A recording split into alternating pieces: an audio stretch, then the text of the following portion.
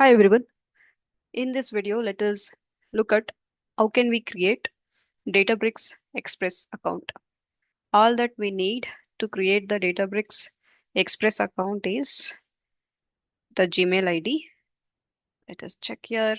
I'm at the uh, URL provided by the Databricks where we have option to create the Express account. I will just click on this. This is where it is prompting us to uh, provide the email. They suggest that use the work mail ID for best experience and up to $400 of credits they are ready to provide us. So let me just say here, continue with Google. Just a second. And here I choose my account.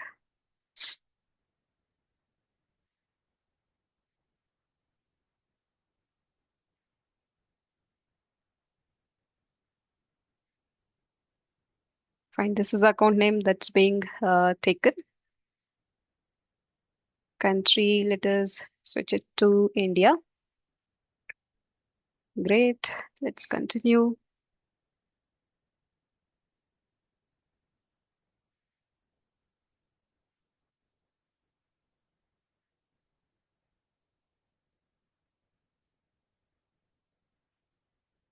It is taking few seconds to launch the workspace. Let me pause the recording for a while, then I will be resuming.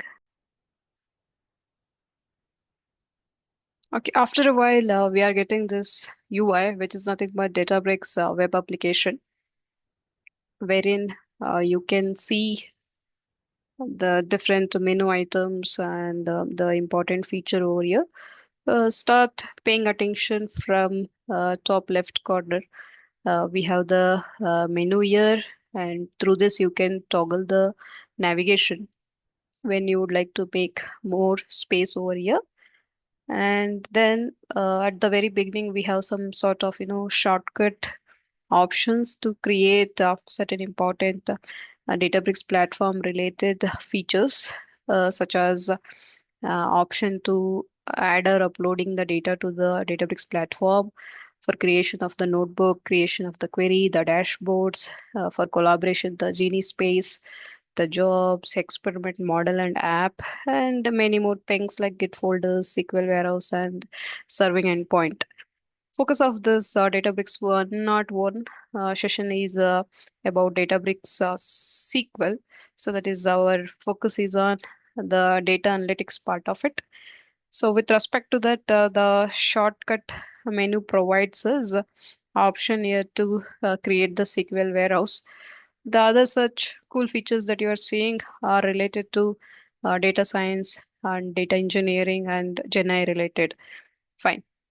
So what you see here after that very handy option over there, we have workspace, the recent items related menu, the catalog, workflows, compute, marketplace, and so on. Workspace is the place where you organize your project assets and all. By default, happens like the Genie space is created for us, one dashboard is created for us, and so recents, if we see, it's empty. The catalog, if I just click on, it gives us, in fact, the Unity catalog enabled, options here. That's where we are seeing that we have by default some catalogs like workspace, the system, and so fine. Um, we will look into these things later on. Workflows is something for data engineering and not focus of this course. Let us move on to the SQL part. We can collapse these personas. Okay, if they are distracting you, and our focus is on the SQL.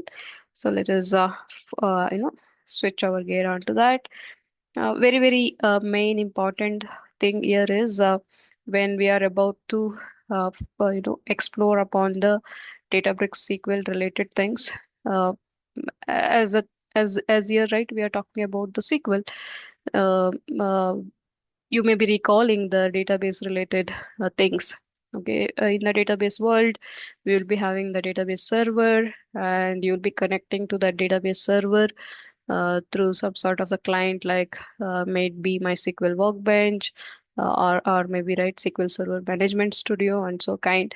So to do the Databricks SQLing, right, we need the server part of it, right? And how are we going to set up that server over here? We need not do anything. Databricks being the data intelligence platform and being cloud based, they do uh, take care of the infrastructure and all. So that's where you see we have the option of SQL warehouses, and uh, I just clicked on it and it's taking a while. And you could see that by default over this Express, account, they've already provisioned for us one serverless starter warehouse, and whose size is medium.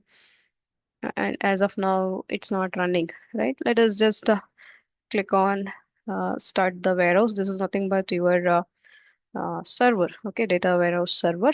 Once it is up and running, you should be able to connect to this SQL warehouse server and execute the queries.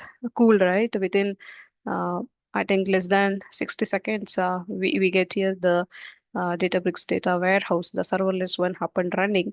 And now you are free to write Databricks SQL code using the SQL editor, right? Okay. So this is it for this video wherein I covered how do you set up the Databricks Express account. In the next video, I will be walking you through the other features of the SQL persona here, about how do we write the queries and the SQL editor, what is the dashboard, alert and all. I will brief about. Catch you later. Stay tuned. Thank you.